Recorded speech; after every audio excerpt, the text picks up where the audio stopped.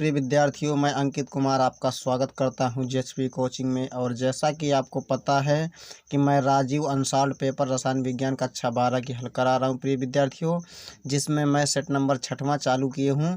और मैं कहां से कहां तक क्वेश्चन करा चुका था आपको पता भी होगा कि मैं जो है क्वेश्चन करा चुका था प्रिय विद्यार्थियों 5 का ग तक। ठीक है, ये दोनों ही उसके क्वेश्चन फाइनल कर दिए थे 5 के ग के। आज हम स्टार्ट करेंगे 5 का घ से, तो चलते हैं बिना ही देरी किए। देखिए प्रिय विद्यार्थियों, 5 का घ क्वेश्चन कह रहा है उपसंयोजन यौगिकों में आबंधन के संबंध में, ठीक है, बर्नर की अभिधारणाओं को समझाइए। यही कह रहा है ना। सबसे पहले हम जानेंगे बहुत ही अच्छी तरह से इस प्रश्न का आंसर। तो देखिए, आपको उत्तर डाल लेना है। इसमें आपको क्या करना है प्रिय विद्यार्थियों, बर्नर एक वैज्ञानिक था, ठीक है ना। बर्नर के अनुसार क्या बताया गया था कि उपसंयोजक यौगिक जो हमारे पास कोऑर्डिनेशन कंपाउंड होते हैं में क्या होता है, उपसंयोजन यौगिक में जो हमारा केंद्रीय धातु परमाणु होता है, जो क्या होता है केंद्रीय धातु परमाणु, सेंट्रल मेटल एटम जो होता है, वो 2 प्रकार की संयोजकता दिखाता है। कितनी प्रकार की संयोजकता दिखाता है? 2 प्रकार की।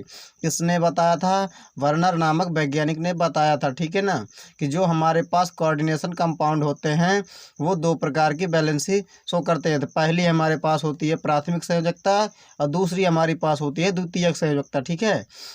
हम जानेंगे प्रिय विद्यार्थियों सबसे पहले प्राथमिक संयोजकता, फिर इसके बाद द्वितीयक संयोजकता के बारे में। तो प्रिय विद्यार्थियों, मैं बता दूं आपको कि इसमें हम सबसे पहले आप उदाहरण समझ लीजिए। अगर आपको उदाहरण समझ में आ गया तो आपसे जो है ये सभी के सभी पॉइंट क्या है आपसे बन जाएंगे। अगर आपको यही जो है ये नहीं कि मतलब उदाहरण आपको समझ में नहीं आया तो ये आप नहीं बना सकते हैं।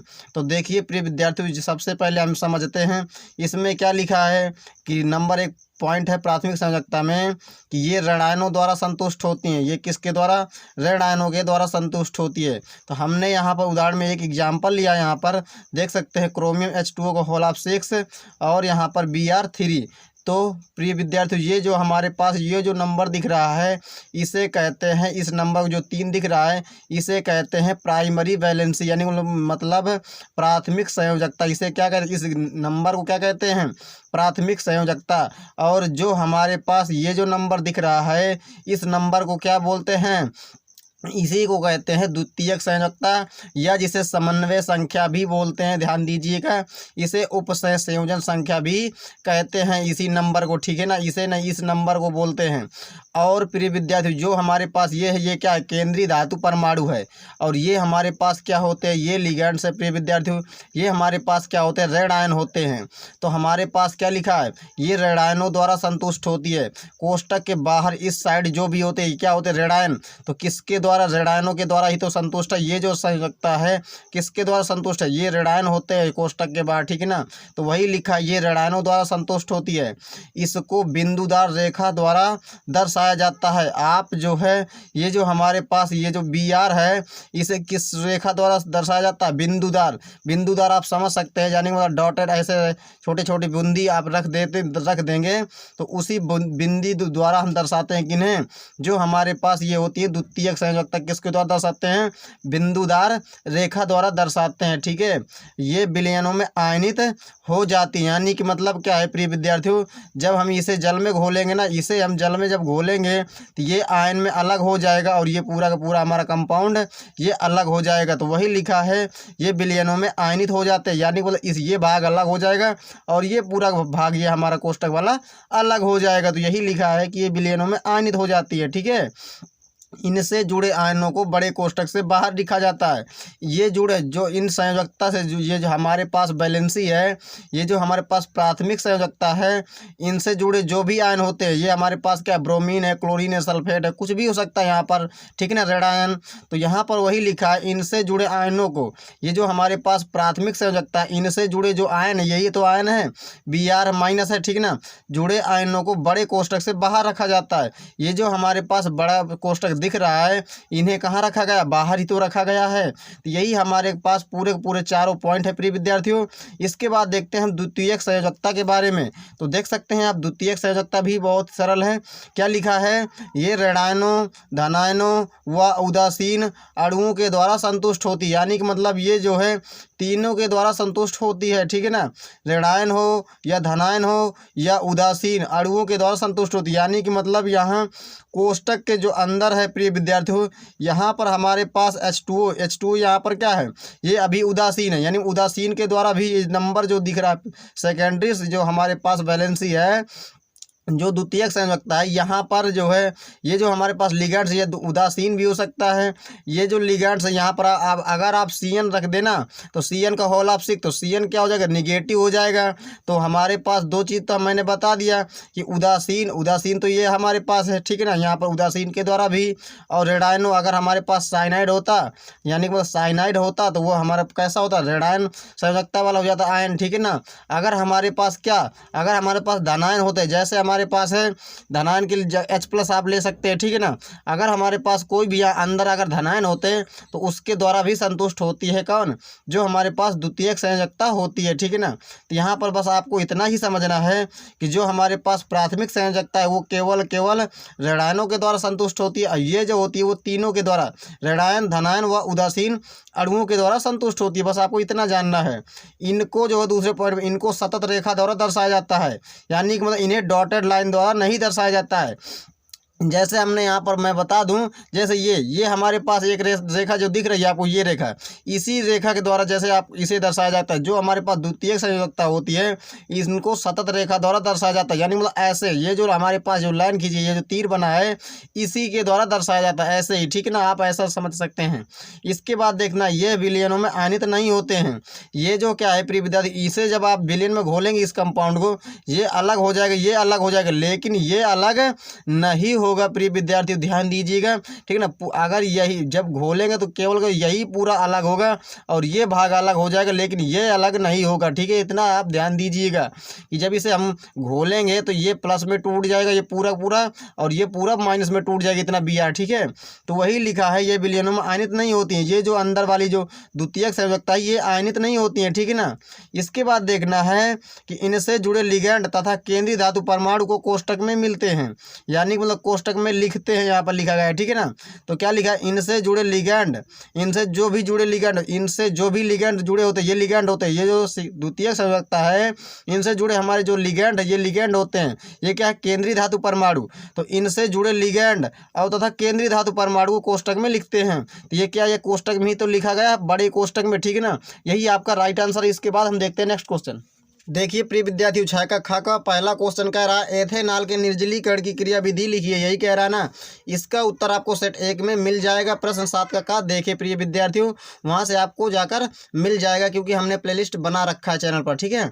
इसके बाद दूसरा कह रहा है निम्नलिखित पर संक्षिप्त टिप्पणियां लिखिए। नंबर 1 ए है हमारे पास राइमर टीमान अभिक्रिया, और बी है कोल्बे अभिक्रिया, और सी है विलियमसन ईथर संश्लेषण। तो मैं बता दूं प्रिय विद्यार्थियों, इस प्रश्न का उत्तर आपको सेट 3 में मिल जाएगा क्योंकि मैं करा दिया है, ठीक है ना, मैंने करा दिया यहाँ पर।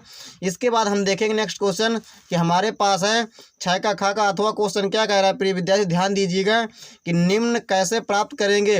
नंबर 1 है सोडियम एथॉक्साइड से डाईएथिल ईथर, ठीक है ना, यही कह रहा है ना। क्या करना है कि कह रहा था 6 का ख का अथवा कि निम्न कैसे प्राप्त करेंगे, यानी कि मतलब पहला है सोडियम एथॉक्साइड से, इससे हमें बनाना क्या है, डाईएथिल ईथर। तो सबसे पहले हम सोडियम एथॉक्साइड का सूत्र लिखेंगे C2H5ONA, ये क्या है, सोडियम एथॉक्साइड। इसके बाद प्रिय विद्यार्थियों आपको डाईएथिल ईथर का सूत्र पता होना चाहिए। हमें ये बना, यानी इससे जो है, इससे हमें क्या बनाना, ये बनाना डाईएथिल ईथर। इसका सूत्र होता है डाईएथिल, यानी वो 2 एथिल है और ईथर, तो C2H5O C2H5, यही क्या, डाईएथिल ईथर। तो प्रिय विद्यार्थियों आप देख सकते हैं यहाँ पर क्या है हमारे पास C2H5ONA प्लस, अगर आप एथिल क्लोराइड की क्रिया करा दे या एथिल ब्रोमाइड की क्रिया करा दे या एथिल आयोडाइड की क्रिया करा दे तो यहाँ पर हमारे पास किसका फॉर्मेशन हो जाएगा, डाईएथिल ईथर हमारा बन जाएगा। प्रिय विद्यार्थियों यहाँ से Na+ निकलेगा और Cl- को पकड़ करके क्या बना देगा, NaCl बना देगा, और C2H5O- जो है ये पकड़ेगा प्लस को, तो C2H5 प्लस का होता है, तो ये माइनस वाला इसको पकड़ेगा तो क्या बना देगा, C2H5O C2H5, यही क्या डाई एथिल ईथर। इसके बाद दूसरी देखते हैं बेंजिल क्लोराइड से बेंजिल एल्कोहल, यही बनाना है ना। तो प्रिय विद्यार्थी बेंजिल क्लोराइड का सूत्र होता है C6H5CH2Cl। क्या है बेंजिल क्लोराइड C6H5CH2Cl। क्या बनाना है बेंजिल एल्कोहल, ये बनाना है ना C6H5CH2OH। तो प्रिय विद्यार्थी Cl हटाना है और हमें OH लाना है, तो KOH ये जलीय KOH लगा दीजिए या NaOH लगा दीजिए, ठीक है, या आप H2O क्रिया करा दीजिए। तो यहाँ से क्या होगा के यहाँ Cl माइनस और K प्लस ये दोनों ही निकल जाएंगे KCl, और हमारा क्या बन जाएगा C6H5CH2 जो है OH को पकड़ेगा C6H5CH2OH बना देगा, हमारा क्या बन जाएगा बेंजिल अल्कोहल बन जाएगा। यही है प्रिय विद्यार्थी बेंजिल अल्कोहल का सूत्र। इसके बाद तीसरी हमारे पास एथिल मैग्नीशियम ब्रोमाइड से प्रोपेन 1 आल, यही बनाना है ना। तो देखिए प्रिय विद्यार्थी सबसे पहले हमें प्रोपेन 1 आल बनाना है, किससे, एथिल मैग्नीशियम ब्रोमाइड से। तो इसमें बहुत ही अच्छी तरह से आपको ध्यान में रखना है, क्या कराना है, जो हमारे पास एथिल फिर मैग्नीशियम फिर ब्रोमाइड, ये हमारे पास प्रोपेन 1 आल बनाना, यानी मतलब CH3CH2CH2OH बनाना है। तो प्रिय विद्यार्थियों अगर कार्बन नंबर बढ़ाना है हमें, तो सबसे अच्छा मेथड होता है हमारा, क्या होता है, फॉर्मेल्डिहाइड। इससे हमें बना देंगे क्या, फॉर्मेल्डिहाइड। ये हमारे पास CH2O है, फॉर्मेल्डिहाइड है, इसे इस प्रकार हम लिख दिया है मैंने, ठीक है। यहाँ पर आपको क्या करना है प्रिय विद्यार्थी, जो हमारे पास एथिल है ये अलग टूट जाएगा, ये प्लस में टूटेगा, ये माइनस में पूरा का पूरा टूट जाएगा, यानी कि मतलब ऐसा नहीं, ये हमारे पास ये पूरा माइनस में टूट जाएगा, ये पूरा प्लस में टूट जाएगा, ठीक है। तो यहाँ से क्या होगा प्रिय विद्यार्थियों, ये जो हमारे पास दिख रहा है ना, ये हमारे पास जो दिख रहा है C2H5 इसके पास जाएगा, इस बॉन्ड को तोड़ेगा, तो क्या बना C2H5 बना देगा, और ये MgBr जो है ये दिख रहा है जो इस ऑक्सीजन के पास जाएंगे, ठीक है ना, इस ऑक्सीजन के पास जाएंगे तो OMgBr बना देगा, ठीक है। इसके पास क्या होता है, प्लस होता है इनके पास, सॉरी इसके पास प्लस होता है इनके पास, और इनके पास क्या होता है माइनस चार्ज पार्शियली थोड़ा बहुत, ठीक है ना। तो क्या होता है यहाँ पर इसका फॉर्मेशन ये बन जाता है हमारे पास, क्या बन जाएगा, इसे बॉन्ड तोड़ेंगे तो बन जाएगा C2H5, यानी मतलब HC2H5, और इसी को जो MgBr है ये ऑक्सीजन के पास जाएगा तो OMgBr बना देगा। इसमें क्या कराना, आपको जल अपघटन करा देना इसका, तो जल के साथ जब क्रिया कराएंगे तो OMgBr को हमेशा H+ चाहिए, हमेशा क्या चाहिए, H+ चाहिए, तो यहाँ से H+ लेगा और ये बना देगा, क्या बना देगा, देख सकते हैं MgOHBr बना देगा। ये क्या बना देगा, H+ जब ये पाएगा तो बना देगा MgOHBr, मैग्नीशियम हाइड्रोक्साइड ब्रोमाइड, ठीक है ना, ये हमारे पास बन जाएगा। इसके बाद क्या बचेगा हमारे पास C2H5CH2OH, यानी C2H5, यानी इसे ऐसा भी लिख सकते हैं CH3CH2, और क्या बने CH2OH, यही तो बचेगा। यही हमारे पास क्या है, प्रोपेन 1 आल है। इसके बाद हम देखते हैं नेक्स्ट क्वेश्चन। देखिए प्रिय विद्यार्थी 7 का क्वेश्चन कह रहा है, हैलो एल्केन में एक अणु तथा दुई अणु नाभिक रागी प्रतिस्थापन अभिक्रियाओं की क्रिया विधि का वर्णन कीजिए। बहुत ही इंपॉर्टेंट क्वेश्चन है, SN1 SN2 रिएक्शन की क्रिया विधि है, पूछ रहा है। तो सबसे पहले उत्तर डालेंगे, सबसे पहले हम अभिक्रिया समझेंगे एक अणु क्रिया विधि, ठीक ना। एक अणु जो अभिक्रिया होती है उसकी हम एक आणविक अभिक्रिया की क्रिया विधि समझेंगे, यानी SN1 रिएक्शन, इसे क्या बोलते हैं, SN1 रिएक्शन की क्रिया विधि हम समझेंगे। प्रिय विद्यार्थी क्रिया विधि इसकी समझना, क्योंकि क्रिया विधि का वर्णन कह रहा है तो सबसे पहले आपको लिखना है, लिखने के बाद बहुत ही अच्छी तरह से हमें समझ लेना, जो लिखा गया है वही यहाँ पर भी किया गया है एग्जाम्पल में, ठीक है ना। बस आपको अच्छी तरह समझ लेना है, क्योंकि ये क्या होता है, अभिक्रियाएं बहुत ही सरल होती हैं लेकिन समझ में ही नहीं आती किसी किसी को। तो आपको क्या करना है, सबसे पहले आपको ये समझना है, फिर इसके बाद ये समझ लेना है। इसमें क्या लिखा गया है, यह अभिक्रिया 2 चरणों में होती है। कितने चरणों में होती है, 2 चरणों में होती है। मैं आपको बता दूंगा, यहाँ पर आपको दिख भी रहा है 2 चरण है, ठीक है ना। पहले चरण में क्या होता है, RX, यानी एल्किल हैलाइड जो है RX बंध का क्या होता है, विदलन होता है, यानी वो टूटते हैं पहले, ठीक है ना। तो इसका RX का विदलन होता है और क्या बनता है, कार्बोकैटायन बनता है। जब ये टूटते हैं दोनों तो क्या बनता है, कार्बोकैटायन बनता है, ठीक है। और दूसरे चरण में क्या होता है, दूसरे चरण में कार्बोकैटायन जो बनता है हमारा वो शीघ्रता से न्यूक्लियोफिलिक नाभिक स्नेही अभिकर्मक से संयुक्त हो जाता है। बस आपको इतना भी ही लिखना है, ज़्यादा आपको नहीं लिखना है कि पहले क्या होता है, RX का विदलन होता है, और विदलन के पश्चात क्या बनता है, हमारे पास कार्बोकैटायन बनता है, और कार्बोकैटायन किससे मिल करके, न्यूक्लियोफिलिक से मिल करके हमारा ये क्या बना देता है, एक संयुक्त हो जाता है और हमारा उत्पाद बन जाता है, यही लिखा है, ठीक है ना। तो हम समझेंगे एग्जाम्पल की तरीके से। जो हमारा आर की जगह हमने क्या लिया है, यहाँ पर हमने ले लिया है CH3 और CH3 और क्या है एक्स की जगह हमने ले लिया है क्लोरीन। ये हमारे पास क्या है प्रिय विद्यार्थियों, तृतीयक यानी मतलब 3 डिग्री, ये क्या है क्लोराइड है, ठीक है ना। ये हमारे पास है 3 डिग्री हेलो एल्केन है। यहाँ से हम समझेंगे, यहाँ पर देखिए आपको क्या करना है, सबसे पहले इसका विदलन होगा, इसका क्या होगा विदलन होगा, तो ये टूट जाएगा CH3 यानी प्लस में टूटेगा और Cl माइनस में टूट जाएगा। लेकिन ध्यान रखना ये अभिक्रिया क्या होती है, रिवर्स होती है, उत्क्रमणीय अभिक्रिया होती है। तो सबसे पहली क्रिया क्या होता है, फर्स्ट स्टेप में क्या होता है स्लो होती है, ये अभिक्रिया क्या होती है बहुत ही धीमी होती है, मंद होती है, ठीक है। तो इसका क्या होगा विदलन होगा, ये जो दोनों ही टूट चुके हैं इसे ही क्या बोलते हैं विदलन बोलते हैं, ठीक है ना। तो ये RX का विदलन होगा जो हमारे पास एल्किल हाइड्राइड था। इसके बाद क्या करना, जो हमारे पास ये कार्बोकैटायन बनता है इसे ही कार्बोकैटायन बोलते हैं, ठीक है ना। ये क्या हमारे पास कार्बोकैटायन का बन चुका है। और क्या कार्बोकैटायन जब बनता है इसका क्या हुआ, ये जो है इसका विदलन हो गया। अब विदलन होने के बाद हमें कार्बोकैटायन बनता है, यही तो लिखा है। और जो हमारे पास कार्बोकैटायन है ये न्यूक्लियोफिलिक से मिलेगा। ये कार्बोकैटायन ये न्यूक्लियोफिलिक है। न्यूक्लियोफिलिक कौन होता है, यानी कि मतलब नाभिक को चाहने वाला। और नाभिक को कौन चाहता है, जिसके पास माइनस चार्ज होता है। कोई यही नहीं है कि इसी यही आप ले लीजिए, आप साइनाइड भी ले सकते हैं, ठीक है ना। जिसके पास माइनस चार्ज हो आप यहाँ पर ले सकते हैं, ध्यान दीजिएगा, ठीक है ना। मगर ध्यान रहे आपको लेना कैसा है, न्यूक्लियोफिलिक ही लेना है और स्ट्रॉन्ग भी होना चाहिए, ठीक है ना। तो यहाँ से क्या करना है आपको, ये इसके साथ आक्रमण करेगा, इसके साथ जब मिल जाएगा, लिखा ना कि न्यूक्लियोफिलिक अभिकर्मक से संयुक्त हो जाता है। तो इससे जब मिल जाएगा प्लस माइनस जब मिलेंगे तो क्या बन जाएगा, अल्कोहल बन जाएगा। लेकिन ध्यान रखिएगा ये क्या है अभिक्रिया फास्ट होती है, बहुत ही तीव्र होती है, तेजी के साथ। तो हमारा क्या बनता है, तृतीयक ब्यूटिल अल्कोहल बनता है प्रिय विद्यार्थी, ठीक है। ये हमारे पास बन चुका है तृतीयक ब्यूटिल अल्कोहल, ये तृतीयक ब्यूटिल क्लोराइड था, ठीक है ना। तो इससे हमने तृतीयक ब्यूटिल क्लोराइड से क्या बना दिया, तृतीयक ब्यूटिल अल्कोहल बना दिया है, यानी 3 डिग्री अल्कोहल बन चुका है। ये 3 डिग्री हेलो एल्केन है, ठीक है। और ये 3 डिग्री अल्कोहल है। तो आपको जो है ऐसे ही आपको अच्छी तरह से करना है। ये 2 चरणों में होती है, क्या पहला चरण ये है, दूसरा चरण हमारा यह है, ठीक है ना। और कार्बोकैटायन बनता है, कार्बोकैटायन बना न्यूक्लियोफिलिक से, ये साथ करके क्या बना दिया, एक उत्पाद बना दिया है। इसके बाद हम देखते हैं SN2 अभिक्रिया। देखिए प्रिय विद्यार्थी द्वि अणु क्रिया विधि समझेंगे हम, ठीक है ना। द्वि अणु जो अभिक्रिया इसकी क्रिया विधि समझेंगे, जिसे हम SN2 रिएक्शन भी बोलते हैं। SN2 रिएक्शन की क्रिया विधि हम समझेंगे, ठीक है। तो यह अभिक्रिया एक ही पद में संपन्न होती है। सबसे पहले हमें ये जानना है कि क्या है कि ये जो अभिक्रिया होती है एक ही पद में क्या हो जाती है, संपन्न होती है, ठीक है। और पहले संक्रमण संकुल बनता है। पहले क्या होता है, संयुक्त तो होती है, यानी मतलब एक ही पद में तो संपन्न हो जाती है। लेकिन पहले क्या होता है, पहले संक्रमण संकुल बनता है। और जो शीघ्र ही क्या होता है, अपघटित होकर उत्पाद में परिवर्तित हो जाता है। यानी कि मतलब वो फिर क्या हो जाता है, उसका अपघटित हो जाए, वो अपघटित हो जाता है, यानी टूट जाता है। और टूट करके क्या बना देता है, उत्पाद बना देता है। यानी अभिक्रिया जो होती है वो एक ही स्टेप में होती है। जैसे में हम समझते हैं, ये हमारे पास क्या है, RX एल्किल हैलाइड है।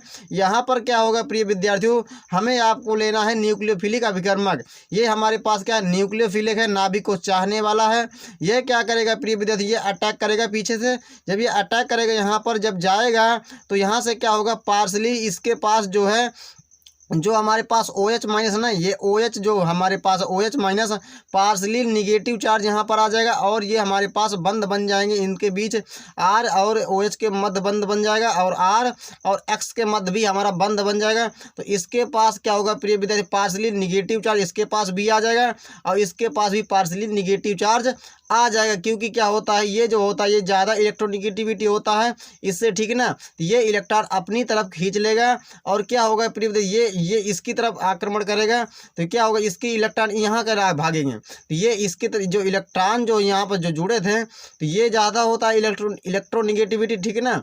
तो ये इलेक्ट्रॉन अपने खींच लेगा अपनी तरफ, तो निगेटिव चार्ज आ जाएगा। और इसके पास तो निगेटिव चार्ज होता ही होता है, तो ये पार्सली इसके पास भी थोड़ा बहुत निगेटिव चार्ज आ जाएगा और ये हमारा प्लस में रहेगा।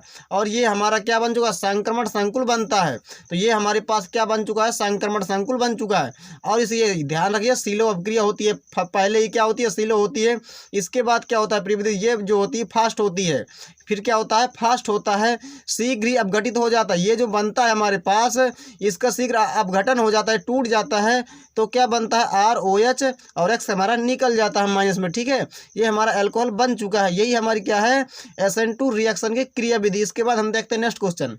देखिए प्रिय विद्यार्थियों, 7 का अथवा क्वेश्चन कह रहा है, निम्नलिखित पर संक्षिप्त टिप्पणी लिखिए। पहला हमारे पास है वोल्टेज फिटिंग अभिक्रिया। इसका उत्तर आपको सेट 2 में मिल जाएगा, आप वहां से जाकर देख सकते हैं। बी है हमारे पास फिटिंग अभिक्रिया, इसे हम जानेंगे, उत्तर डाल लेना है। लिखना इसमें सबसे पहले, हैलोएरिन को सोडियम चूर्ण के साथ शुष्क ईथर की उपस्थिति में गर्म करते हैं तो डाईफेनिल बनता है। इस अभिक्रिया को ही क्या कहते हैं, फिटिंग अभिक्रिया कहते हैं। हम इसे बहुत ही अच्छी तरह से उदाहरण के तरीके से समझेंगे। क्या लिखा है, हैलोएरिन, ठीक है ना, यानी एरिन की जगह हमने क्या बना, बेंजीन। हैलो यानी वो हाइड्रोजन की जगह हमने क्या लिया, एक्स, यानी वो Cl ले लिया यहाँ पे, यानी एक्स की जगह क्या लिया, Cl ले लिए। ये क्या हैलोएरिन है जिसका नाम है क्लोरोबेंजीन। सोडियम चूर्ण के साथ ये हमारे पास क्या है, सोडियम चूर्ण है, लेकिन ध्यान रहे इसके कितने अणु लेना है, 2 अणु लेना है। क्लोरोबेंजीन के 2 अणु लेना है, यानी 2 क्लोरोबेंजीन लेना है, ठीक है ना। 2 हैलोएरिन किसके साथ, सोडियम के साथ। सोडियम हम ले लिया है, लेकिन शुष्क ईथर की उपस्थिति में, शुष्क ईथर की उपस्थिति में क्या करते हैं, गर्म करते हैं, तो क्या बनता है, डाईफेनिल बनता है। यहाँ से हमारे पास क्या निकल जाए, 2NaCl निकल जाएगा। देखिए 2NaCl निकल चुका है, और ये दोनों ही बेंजीन जुड़ जाएगी। क्या बन जाए, ऐसी संरचना बन जाएगी हमारे पास, इसका नाम क्या है, डाईफेनिल है। यही क्या है, डाईफेनिल है। प्रिय विद्यार्थियों, आप देख सकते हैं बहुत ही सिंपल है, जैसा लिखा गया है वैसा यहाँ पर काम भी किया गया है। लेकिन ध्यान रहे यहाँ पर आपको क्या करना है, इसके 2 अणु लेना है क्लोरोबेंजीन के। एक क्लोरोबेंजीन हमने यहाँ बना रखा है, एक क्लोरोबेंजीन हमने यहाँ बना रखा है, बस इतना आपको ध्यान रखना है। इसके बाद हम देखते हैं नेक्स्ट आगे चल के कि हमारे पास 7 का ख क्वेश्चन क्या कह रहा है। 7 का ख क्वेश्चन कह रहा है, निम्नलिखित पर संक्षिप्त टिप्पणी लिखिए। यही कह रहा है ना, निम्नलिखित पर संक्षिप्त टिप्पणी लिखिए। पहला है हमारे पास ईटार्ड अभिक्रिया। यही कह रहा है ना, ईटार्ड अभिक्रिया के बारे में हम बहुत ही अच्छी तरह से जानेंगे, क्योंकि पहली बार हमें ये अभिक्रिया मिली है। तो उत्तर डाल लेना। सबसे पहले क्या करना है, आपको लिखना है ईटार्ड अभिक्रिया में कि टालुइन का क्रोमिल क्लोराइड द्वारा ऑक्सीकरण कराने पर क्या बनता है, बेंजल्डिहाइड बनता है। और यही अभिक्रिया को हम क्या कहते हैं, ईटार्ड अभिक्रिया कहते हैं, इसी अभिक्रिया को, ठीक है ना। तो हम समझेंगे टालुइन का सूत्र क्या है, C6H5CH3। ये क्या है, टालुइन क्रोमिल क्लोराइड की उपस्थिति में क्या करेंगे हम, ऑक्सीकरण। ये हमारे पास होता है क्रोमिल क्लोराइड, ठीक है। CrO2Cl2 ये क्या है, प्रिय विद्यार्थी, क्रोमिल क्लोराइड। ध्यान में रखिएगा, इसमें और उपस्थिति होती है किसकी, CCl4 कार्बन टेट्राक्लोराइड, और किसकी होती है, जल की। अगर आपको ये दोनों नहीं करना तो आप नहीं भी कर सकते हैं, कोई दिक्कत नहीं है, सिर्फ और सिर्फ क्रोमिल क्लोराइड ही ले सकते हैं, ठीक है। लेकिन हमने जो यहाँ पर लिखा है वही आप क्रोमिल क्लोराइड ही लीजिएगा, नहीं तो आप डाउट में पड़ जाएंगे। ये मैंने लिख लिया है क्योंकि आपको समझाने के लिए कि आप ये दोनों भी ले सकते हैं, आपका मन हो तो ले लीजिएगा, अन्यथा कोई दिक्कत नहीं है, ठीक ना। आप क्रोमिल क्लोराइड ही यूज कीजिएगा। तो क्या होगा, इसका ऑक्सीकरण होगा। इसका जब ऑक्सीकरण होगा तो क्या बनता है, एल्डिहाइड बनता है। इसमें लिखा है बेंजल्डिहाइड, ठीक है ना। क्या बनता है, बेंजल्डिहाइड बनता है, यानी C6H5CHO बनता है। इसका क्या होगा, ऑक्सीकरण होगा तो क्या बन जाएगा, एल्डिहाइड, जिसका नाम है बेंजल्डिहाइड। यही क्या है, हमारी ईटार्ड अभिक्रिया है। जो लिखा है वही यहाँ पर किया गया है, ध्यान दीजिएगा, ठीक है। इसके बाद हम देखते हैं दूसरी, गाटरमान कॉख अभिक्रिया, ठीक है। गाटरमान कोच अभिक्रिया भी इसे बोलते हैं, ठीक है ना। यहाँ पर आपको क्या लिखना, उत्तर में सबसे पहले इसे जानना है कि निर्जल AlCl3 की उपस्थिति में, किसकी उपस्थिति में, निर्जल AlCl3 की उपस्थिति में, एल्युमिनियम क्लोराइड की उपस्थिति में बेंजीन की, किसकी, बेंजीन की CO तथा HCl के साथ अभिक्रिया कराने पर क्या बनता है, बेंजल्डिहाइड बनता है। इस अभिक्रिया को क्या कहते हैं, गाटरमान कॉख अभिक्रिया कहते हैं। ध्यान दीजिएगा, क्या लिखा है, निर्जल AlCl3 की उपस्थिति में। तो निर्जल AlCl3 ये क्या है, इसकी उपस्थिति करना सबसे पहले, निर्जल AlCl3 किसकी, बेंजीन की। तो बेंजीन की किसके साथ, CO तथा HCl के साथ अभिक्रिया कराने पर क्या बनता है, बेंजल्डिहाइड। तो किसकी, बेंजीन की CO plus HCl, carbon monoxide की हाइड्रोजन क्लोराइड के साथ।